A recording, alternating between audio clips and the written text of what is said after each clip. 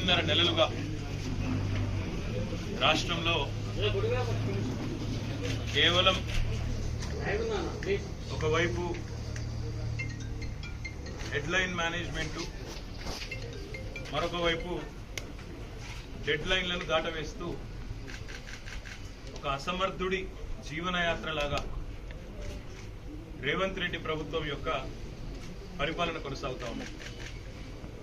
100 రోజుల్లో అన్నీ చేస్తాం, 100 రోజుల్లో ప్రజల జీవితాలే మార్చేస్తాం, 6 గ్యారెంటీలు అని సన్నాయి నొక్కులు నొక్కి మొదటి సంవత్సరంలోనే 2 లక్షల ఉద్యోగాలు అని యువతను గురించి, 2 లక్షల రుణమాఫీ అని చెప్పి రైతులను మభ్యపెట్టి, నెలకు 2,500 రూపాయలు అని చెప్పి మహిళా సోదరీమణులకు 100 రోజుల్లోనే అమలు చేస్తామని మాటిచ్చి ఈ రకంగా రాష్ట్రంలోని ప్రతి వర్గాన్ని మోసం చేసిన ఘనత అత్యంత స్వల్ప సమయంలోనే కాంగ్రెస్ ప్రభుత్వానికి రేవంత్ రెడ్డి గారికి దక్కుతుంది.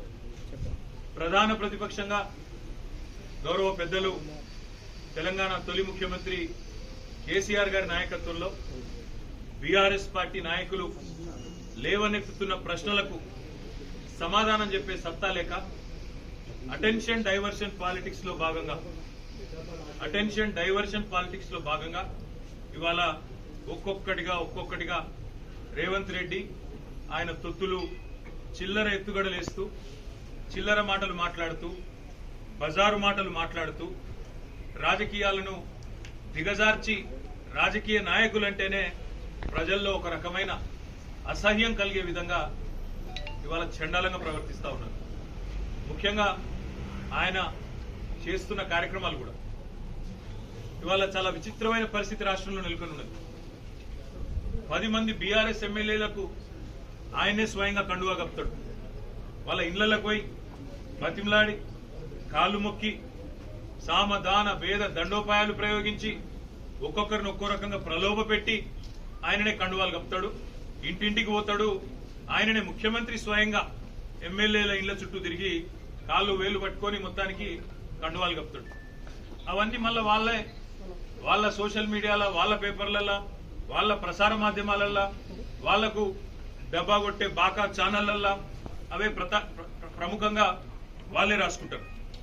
10 మంది పోయినరు, అసలు ఎవరు మిగిలారు మీకు అని వాళ్ళే డైలాగులు కొడతారు. మేము గేట్లెత్తితే ఇది, గేట్లెత్తితే అది అని వాళ్ళే ఊకదంపుడు ఉపన్యాసాలు ముఖ్యమంత్రితో సహా ఆయన ప్రభుత్వంలోని మంత్రులు, కాంగ్రెస్ నాయకులు తెల్లారు లేస్తే పుంకాలుగా ప్రకటనలు. 10 మంది ఎమ్మెల్యేలు పోయినరు, ఇంకా కొంతమంది వస్తారు అని కాంగ్రెస్ వాళ్ళే వాళ్ళ సోషల్ మీడియాలనే పెడతారు. వాళ్ళ ముఖ్యమంత్రితో సహా అందరూ మాట్లాడతారు. కానీ మళ్ళీ నిన్న మొన్న స్వరం మార్చి హైకోర్టు తీర్పు తర్వాత స్పీకర్ గారు నిర్ణయం తీసుకోవాలి, ఖచ్చితంగా ఈ 10 మంది శాసనసభ్యులు కూడా వీళ్ళకి ఫిరాయింపు వేటు తప్పదు, ఫిరాయింపు నిరోధక చట్టం కింద అని చెప్పి అర్థమైన తర్వాత గడగడ వణికిపోయి కొత్త డ్రామాకు శ్రీకారం చుట్టారు. ఏం జరిగింది అసలు రాష్ట్రంలో? ఈ ఫిరాయింపులు ఎవరెవరైతే పాల్పడుతున్నారో తప్పకుండా వాళ్ళ పదవి పోతుంది అనే మాట మేము గల్లీ టు ఢిల్లీ చెప్పినాం. సుప్రీంకోర్టు లాయర్లను కలిసినాం. సుప్రీంకోర్టు ఇచ్చిన తీర్పులు ఉటంకిస్తూ స్పష్టంగా చెప్పినాం, స్పీకర్ గారు మీరు తప్పు చేస్తున్నారు, మీ దగ్గరికి ఒక ఫిర్యాదు వచ్చిన తర్వాత, డిస్క్వాలిఫికేషన్ పిటిషన్ వచ్చిన తర్వాత మీరు వెంటనే చర్య తీసుకోవాలా, ఎందుకంటే 3 నెలల లోపల నిర్ణయం తీసుకోవాలని చెప్పి సుప్రీంకోర్టు తీర్పున్నది, నిర్ణయం తీసుకోండి అని చెప్పి మేము అడిగినాం. మా సోదరుడు కౌశిక్ రెడ్డి గారు, కేపీ వివేకానంద్ గారు, జగదీష్ రెడ్డి గారు అందరు కూడా ఫస్ట్ డిస్క్వాలిఫికేషన్ పిటిషన్ సంతకం పెట్టిందే కౌశిక్ రెడ్డి, వివేకానంద్ గారు. ఇద్దరు కలిసి ఆనాడు మొదలు పార్టీ ఫిరాయించిన దానం నాగేందర్, కడియం శ్రీహరి, తెల్లం వెంకట్రావు ఈ ముగ్గురు మీద డిస్క్వాలిఫికేషన్ పిటిషన్ ఇచ్చిందే కౌశిక్ రెడ్డి. ఏం తప్పు మాట్లాడింది కౌశిక్ రెడ్డి? ఏమన్నాడు? ఎవరెవరైతే పార్టీ ఫిరాయించినరో వాళ్ళ మీద చర్య తీసుకోండి అని స్పీకర్ గారిని అడిగినాం.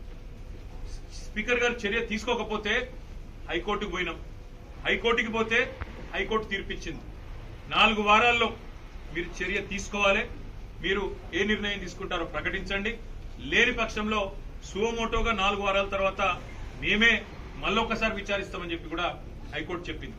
నేను హైకోర్టుకి గౌరవ న్యాయమూర్తి గారికి కూడా హృదయపూర్వకంగా నేను ధన్యవాదాలు తెలియజేస్తా ఉన్నా. బీఆర్ఎస్ పార్టీ పరంగా ప్రజాస్వామ్యాన్ని గౌరవించినట్టయింది.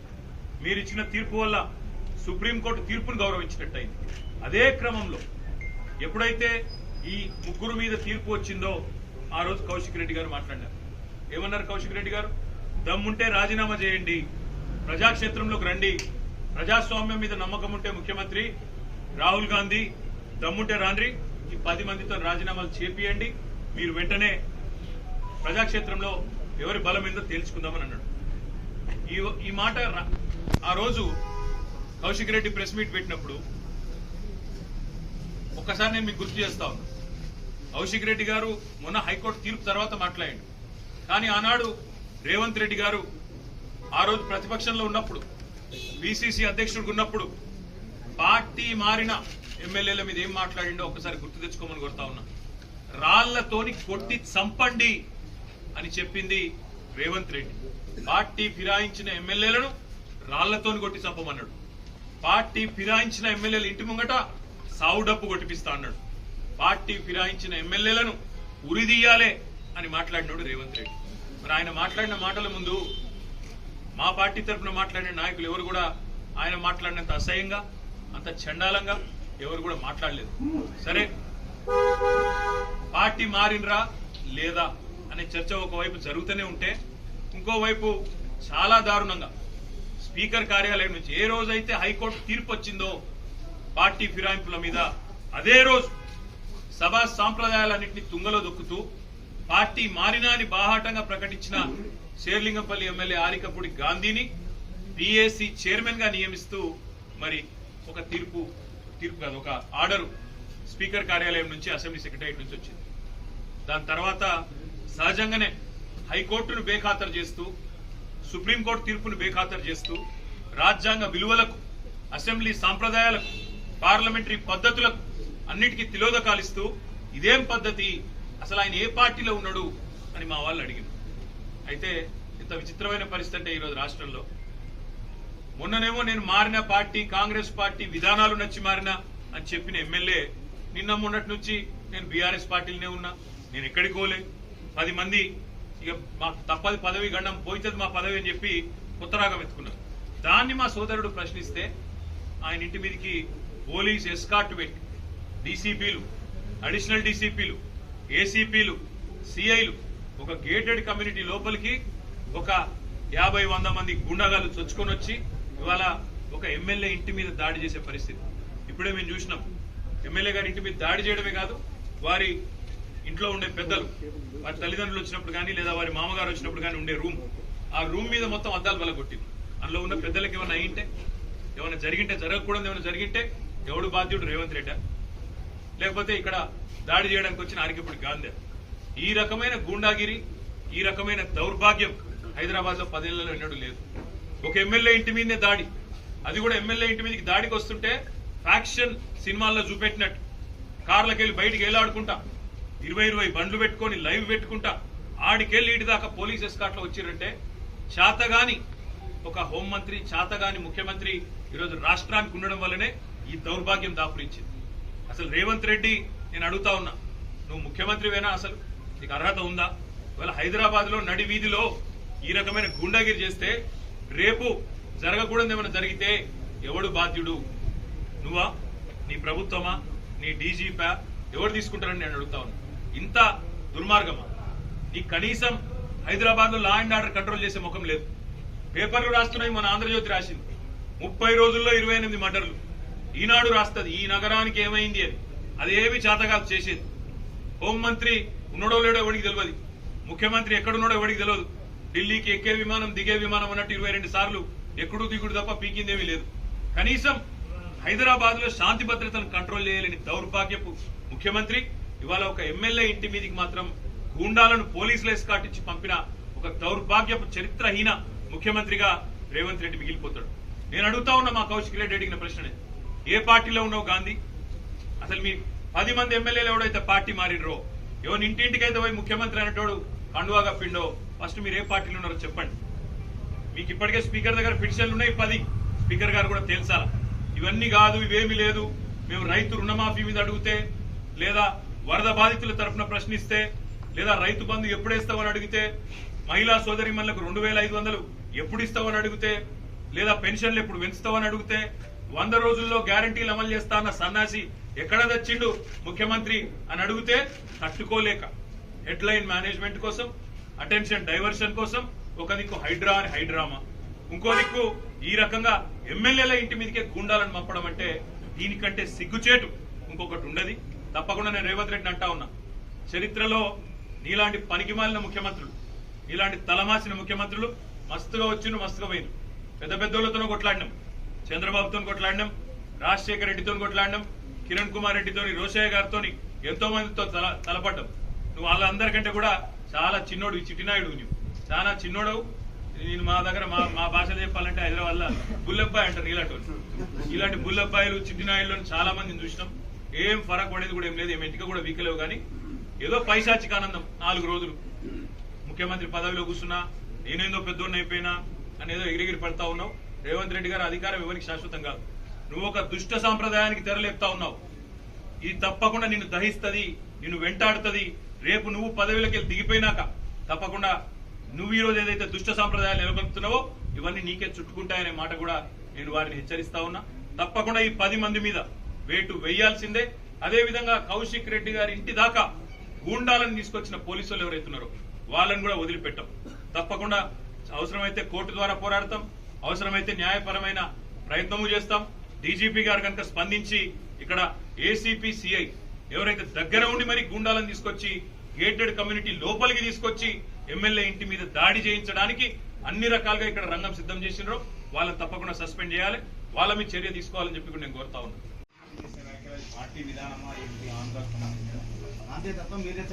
మళ్ళీ చెప్తా ఉన్నా, రేవంత్ రెడ్డి అనే ఒక పనికిమాలిన నాయకుడు, పనికిమాలిన ముఖ్యమంత్రి 10 ఏళ్లు తెలంగాణ ఎంత ప్రశాంతంగా, హైదరాబాద్ ఎంత ప్రశాంతంగా ఉందో మీ కళ్ళతో మీరే చూసినారు.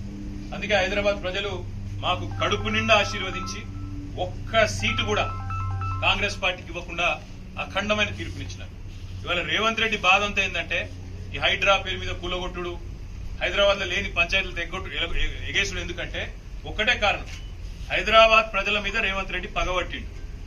నాకు ఒక్క ఓటేయలే, ఒక్క సీటు ఇయ్యలే, నన్ను పనికిమాలిన వాడని చెప్పి హైదరాబాద్ ప్రజలు భావించిండ్రు అని చెప్పి పగబట్టి ఇవాళ లేని పంచాయతీలు పెట్టి ఒక చిల్లర మల్లర ప్రయత్నం చేస్తా ఉన్నాడు. ఒకటి మాత్రం పక్క, మేము ముందు చెప్పినాం, ఇప్పుడు కూడా చెప్తా ఉన్నాం, తప్పకుండా హైదరాబాద్ లో ఉన్న ప్రజలందరూ మావారే. కేసీఆర్ గారు ఈనాడు కాదు, తెలంగాణ రాకముందు చెప్పిండ్రు, తెలంగాణ వచ్చినాక చెప్పినారు. ఇక్కడ ఏ ప్రాంతీయ తత్వం గాని, ప్రాంతీయ ద్వేషం గాని, టీఆర్ఎస్ 10 ఏళ్ల అధికారంలో ఉంటే ఎన్నడూ ఒక చిన్న సంఘటన, ఒక చిన్న ఎఫ్ఐఆర్ గాని, ఒక చిన్న దాడి గాని, ఒక చిన్న ఘటన కూడా జరగలేదు ప్రాంతీయ తత్వం మీద. ఇప్పుడు కూడా ఉండదు, ఉండబోదు. తప్పకుండా మరి గాంధీ చేసిన వ్యాఖ్యలు కూడా ఒకసారి పరిశీలించాలని నేను కోరుతా ఉన్నాను. కౌశిక్ రెడ్డి మీద నోటికొచ్చినట్టు బూతులు మాట్లాడడం, నోటికొచ్చినట్టు కౌశిక్ రెడ్డి గారి కుటుంబాన్ని తిట్టడం, బజారు భాష మాట్లాడడం, ఇదేనా రేవంత్ రెడ్డి నేర్పుతున్న సంస్కృతి అని చెప్పి కూడా నేను అడుగుతా ఉన్నాను. తప్పకుండా మా పార్టీ పరంగా మాత్రం 100% ఈ ప్రభుత్వాన్ని మాత్రం వదిలిపెట్టాం. ప్రజలకు ఇచ్చిన హామీలు తప్పకుండా నెరవేర్చేదాకా ఎంబడబడతాం అనే మాట మళ్ళీ ఒకసారి చెప్తాం. దీని కామెడీ అంటారు, ఎందుకంటే మీరు అడగడంలోనే కామెడీ చూసిన. ఆయన నేను ఏదో సమావేశం పెడతా, మన్ను పెడతా అంటే విలేకరులు అడుగుతారు ఏ పార్టీ సమావేశం పెడతావు సార్. ఇప్పుడు కొంతమంది ఎట్లయిపోయారంటే రాజకీయాల్లో కమెడియన్స్ కంటే ఎక్కువ హాస్యాన్ని పండిస్తా ఉన్నారు. ఆయననే పెట్టుకుంటాడు, నేను చేరిన కాంగ్రెస్ లో అదేదో రేవంత్ రెడ్డి ఏదో పీకి పందిరేసిండు, హైదరాబాద్ ఏదో చేస్తాడు, నేను అందుకే అందులో చూస్తున్నా అన్నాడు. నేను అడుగుతున్నా గాంధీని, నువ్వు మొన్న ఎలక్షన్లు ఏం చెప్పినావు శేర్లింగంపల్లి ఓటర్లకు? 9,500 కోట్ల రూపాయలతో కేసీఆర్ గారు, కేటీఆర్ గారు హైదరాబాద్ అభివృద్ధి చేసిండు, మా శేర్లింగంపల్లి అభివృద్ధి చేసిండు, అందుకే ఓటు అడుగుతున్నా అన్నావు. మరి నేను అడుగుతున్నా గాంధీని, నువ్వే కదా కాంగ్రెస్ లో పోయినావు, 9,500 కోట్ల అభివృద్ధి మరి 9.5 ఏళ్లలో జరిగితే అంతకంటే ఒక రూపాయి ఎక్కువనే కావాలి కదా. మరి అభివృద్ధి నువ్వు నీ లెక్క ప్రకారం చేస్తావా, చేసి చూపెడతావా? ఎందుకు చేరినావు అసలు కాంగ్రెస్ లో? చేరినవెందుకు? మళ్ళా దిక్కుమాలిన పిఎస్సి చైర్మన్ పదవి కోసం ఏదో మళ్ళేదో దానికోసం ఇంత దిగజారిపోయి నేను ఎక్కడా మారలేదు, నేనేమి కాలేదు, నేను అదే పార్టీలో ఉన్నా మాట్లాడడానికి కనీసం సిగ్గని ఉండాలా? మీరు పని చేయండి బ్రదర్, అందరూ టీవీలలో అందరూ ఉన్నారు కదా, దయచేసి మీరు ఒక్కసారి శేర్లింగంపల్లి నియోజకవర్గ ఓటర్లను అడగండి. మీ ఎమ్మెల్యే ఏ పార్టీలు ఉన్నాడు అనే మాట మీరు ఒక్కసారి ఒక రౌండ్ 11 డివిజన్లు ఉన్నట్టున్నాయి. ఇక్కడ తలా ఒకటి 10 డివిజన్లు ఉన్నాయి. తలా ఒక డివిజన్ పంచుకోండి. ఆ డివిజన్లోని ఓటర్లను అడగండి, మీరు గెలిపించిన మీ ఎమ్మెల్యే ఎక్కడ ఉన్నాడు, ఏ పార్టీలో ఉన్నాడో అడగండి. దాని ప్రకారం మనం స్పీకర్ గారికి కూడా అదే రిపోర్ట్ మీరు ఇవ్వండి.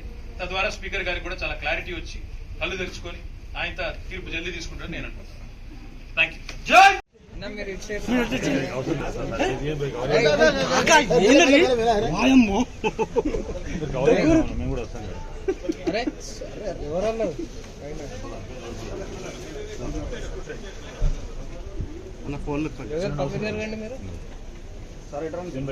అన్న మొత్తం తీసేయండి పరదా మొత్తం కింద పడదు.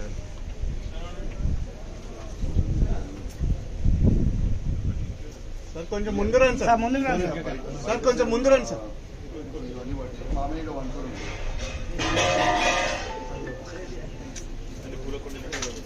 మీద